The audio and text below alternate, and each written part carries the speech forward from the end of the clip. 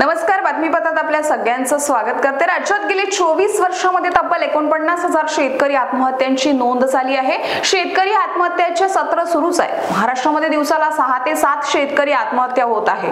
निव्वळ शेतीवर अवलंबून असलेल्या कुटुंबावरील जगण्याच्या साधनांचा आता ताण वाढलेला आपल्याला दिसते आहे। नापिकी, अल्प उत्पादकता, शेतमालाचे कोसळलेले दर, शेतीचा वाढलेला उत्पादन खर्च, कुटुंबातील सदस्यांचा आरोग्याचा वाढलेला खर्च व मुलांच्या लग्नाची चिंता, सरकारी यंत्रणेतील भ्रष्टाचार या संपूर्ण बाबींमुळे आता शेतकरी त्रस्त आहेत। 19 मार्च 1986 रोजी विदर्भातील पहिली सहकुटुंब शेतकरी आत्महत्या दत्ताधाम येथे झाली, तर यवतमाळ जिल्ह्यातील चिलगावाण येथील साहेबराव करपे आणि मालतीताई करपे यांनी कर्जबाजारीपणा आणि सरकारच्या धोरणाला कंटाळून आपल्या 3 मुलांसह सामूहिक आत्महत्या केली आहे। या घटनेत आता 39 वर्ष पूर्ण झाली आहे। आत्महत्येपूर्वी त्यांनी लिहिलेल्या पत्रात शासन आमच्या आत्महत्येची दखल घेऊन शेतकरी समाजासाठी काहीतरी ठोस निर्णय घेतील का असा आशावाद व्यक्त केला होता। तर 19 मार्च हा दिवस शेतकऱ्यांचा आत्महत्येचा सहवेदना दिन म्हणून पाळला जातो।